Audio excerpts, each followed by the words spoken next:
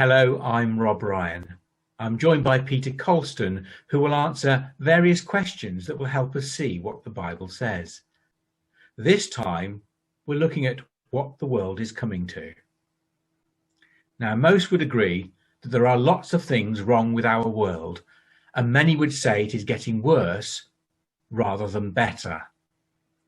Peter, can you tell us what the Bible has to say about a better time for our world? Yes, in fact, several Old Testament prophets write of a time when problems such as war and injustice will be no more.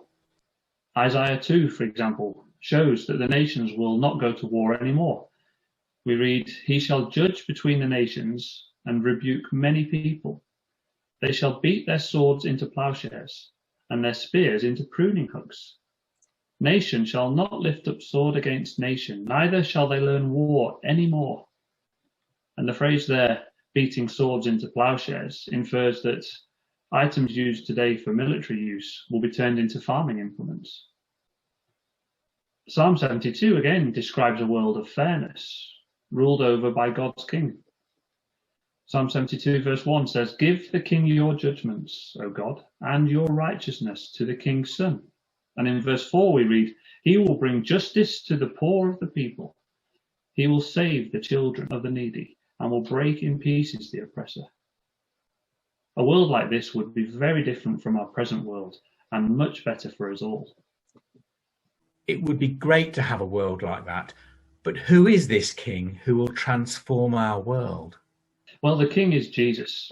He identifies himself as the king because he tells his disciples that the Psalms and the prophets talk about him. For example, in Luke chapter 24, "Then he, Jesus, said to them, These are the words which I spoke to you while I was still with you, that all things must be fulfilled, which were written in the law of Moses and the prophets and the Psalms concerning me." So we can see that the description of the king we looked at in Psalm 72 is talking about Jesus. To be able to transform our world, Jesus must come back. When Jesus went into heaven, the apostles were assured by angels that he would come back. They told them this in Acts chapter 1. "Men of Galilee, why do you stand gazing up into heaven? The same Jesus who was taken up from you into heaven will so come in like manner as you saw him go into heaven." This verse makes it clear that Jesus will come back to the earth. He will come back as the king mentioned in Psalm 72. You say that Jesus will come back to the earth. Does the Bible tell us when he will come back? Yes, Jesus told his disciples what the world would be like when he comes back. In Luke chapter 21, he says this, "There will be distress of nations with perplexity, men's hearts failing them from fear and the expectation of those things which are coming on the earth. Then they will see the Son of Man coming in a cloud with power and great glory." And the word perplexity there means no way out. World leaders are grappling with many problems facing our world with no apparent solution.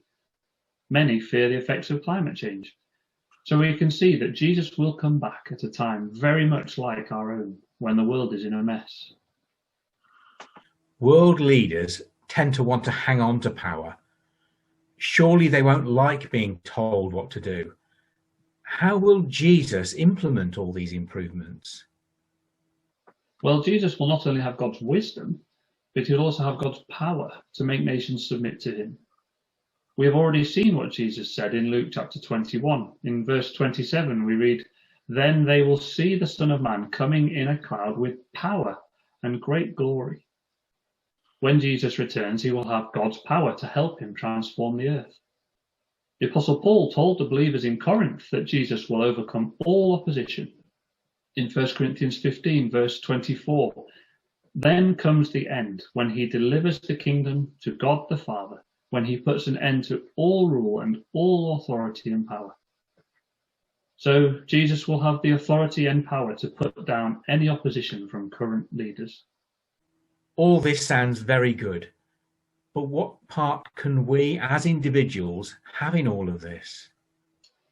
Well, again, it's Paul who, when he writes to Timothy, tells us that if we remain firm to our belief in Jesus, we will reign with Christ.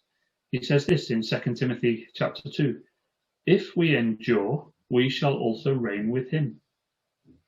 And the last book of the Bible, which was Jesus' final message, picks up this idea of reigning with Jesus after the resurrection, when it says, "Blessed and holy is he who has part in the first resurrection.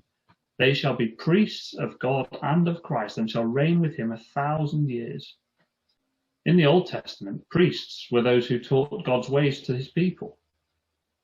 So you can see that we can help Christ teach people God's ways and sort out our world's problems. These problems seem to be increasing every day, but the Bible assures us that God will eventually intervene and send Jesus back. He will then rule the earth together with those that have committed their lives to him. So, what is the world coming to? In this video, we have seen that the God of the Bible has a very clear plan.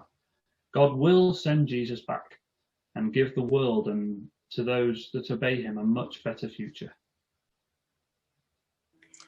Thank you, Peter.